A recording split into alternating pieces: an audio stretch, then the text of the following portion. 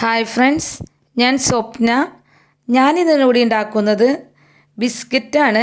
കുഞ്ഞു കുഞ്ഞു ബിസ്ക്കറ്റില്ലേ, നമ്മൾ ചെറുപ്പത്തിലൊക്കെ കഴിച്ചിട്ടുണ്ടാവും ഈ കുഞ്ഞു കുഞ്ഞു ബിസ്ക്കറ്റ്. ആ ബിസ്ക്കറ്റാണ് ഉണ്ടാക്കുന്നത്. അതിനു മുമ്പ് എൻ്റെ ചാനൽ ആദ്യമായിട്ട് കാണുന്നവരാണെങ്കിൽ വലതുവശത്ത് കാണുന്ന സബ്സ്ക്രൈബ് ബട്ടൺ ഒന്ന് ക്ലിക്ക് ചെയ്യണേ. അതുപോലെ തന്നെ മുകളിൽ കാണുന്ന ബെല്ലൈക്കണും കൂടി ഒന്ന് അമർത്തണേ. നമുക്ക് ബിസ്ക്കറ്റ് ഉണ്ടാക്കാം. അതിനു വേണ്ടി ഞാൻ 3 ഗ്ലാസ് മൈദപ്പൊടി ആണ് എടുത്തിരിക്കുന്നത്. അതുപോലെ തന്നെ 1 ഗ്ലാസ് പഞ്ചസാര പൊടിച്ചതും എടുത്തിട്ടുണ്ട്. പിന്നെ 4 ടേബിൾ സ്പൂൺ നെയ്യാണ് എടുത്തിരിക്കുന്നത്. പിന്നെ ഇതിലേക്ക് വേണ്ടത് ഏലക്കയുടെ പൊടിയാണ്. ഇത് 1 ടീസ്പൂൺ എടുത്തിട്ടുണ്ട്. പാകത്തിന് ഉപ്പ് എടുത്തിട്ടുണ്ട്. ഇനി നമുക്ക് ഇതെല്ലാം കൂടി മിക്സ് ചെയ്യണം. ഇത് വലിയവർക്ക് വേണ്ടി ചെയ്യുമ്പോൾ ഇതിൽ മുട്ട ഉപയോഗിക്കേണ്ട. ഞാൻ കുട്ടികൾക്ക് ഉണ്ടാക്കുമ്പോൾ മുട്ട ഉപയോഗിക്കാറുണ്ട് കേട്ടോ. അപ്പം 3 ഗ്ലാസ് മൈദപ്പൊടിയിലേക്ക് 1 ഗ്ലാസ് പഞ്ചസാര പൊടിച്ചതാണ് ഇട്ടിരിക്കുന്നത്. പിന്നെ 4 ടേബിൾ സ്പൂൺ നെയ്യ് ഒഴിച്ചിട്ടുണ്ട്.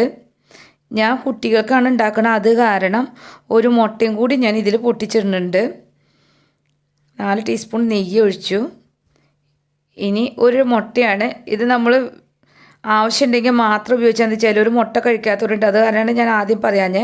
പിന്നെ ഏലക്കപ്പൊടി ഇട്ട് ഇത് പാകത്തിന് ഉപ്പും കൂടി നമുക്കിടണം. എന്നിട്ട് നമുക്കിത് നന്നായിട്ട് കുഴച്ചെടുക്കാം. എൻ്റെ പാത്രം ചെറുതായതുകൊണ്ട് ഞാൻ കുഴച്ച് കൊണ്ടുവരാം. ഞാൻ കുഴച്ച് കൊണ്ടുവന്നു. നമ്മൾ ചപ്പാത്തിക്കൊക്കെ കുഴച്ച് വയ്ക്കണ മാതിരി നല്ല സോഫ്റ്റായിട്ട് കുഴച്ചെടുക്കാം. എന്നിട്ട് ഇനി ഇതിൽ നിന്ന് കുറച്ച് പൊടി എടുത്തിട്ട് നമ്മൾ ചപ്പാത്തി പരത്തണേലും കുറച്ചും കൂടി കനത്തിൽ പരത്തിയെടുക്കണം. തീരെ നൈസായിട്ട് പരത്തരുത്, കുറച്ച് കനത്തിൽ പരത്തിയെടുക്കണം. കണ്ട, കുറച്ച് കനത്തിൽ വേണം ഇട്ടാൽ. ഈ പലകേമ നമ്മൾ ഇത്തിരി വെളിച്ചെണ്ണ ഓയിലോ തടവിയിട്ട് വേണം പരത്താൻ, അല്ലെങ്കിൽ മുറിച്ചിട്ട് എടുക്കുമ്പോൾ കൈമക്കൂടെ പോരും. അത് കാരണം അതുപോലെ മുറിക്കുന്ന കത്തിയുമ്പോഴും കുറച്ച് ഓയിൽ തടവിയിട്ട് മുറിച്ചാൽ വളരെ നല്ലതായിരിക്കും.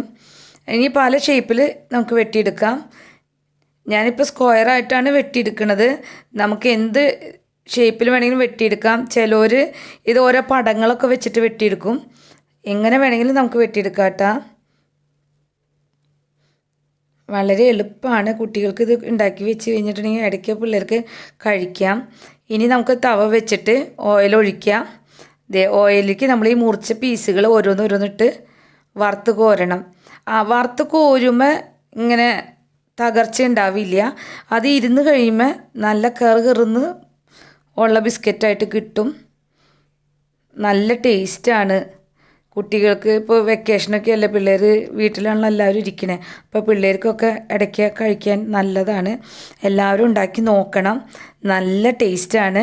എല്ലാവർക്കും ഇഷ്ടമായെങ്കിൽ ലൈക്ക് ചെയ്യണം, സബ്സ്ക്രൈബ് ചെയ്യണം, എന്നെ സപ്പോർട്ട് ചെയ്യണം. അതുപോലെ തന്നെ കമൻറ്റും പ്രതീക്ഷിക്കുന്നുണ്ട്. എല്ലാവരും കമൻറ്റും ചെയ്യണേ.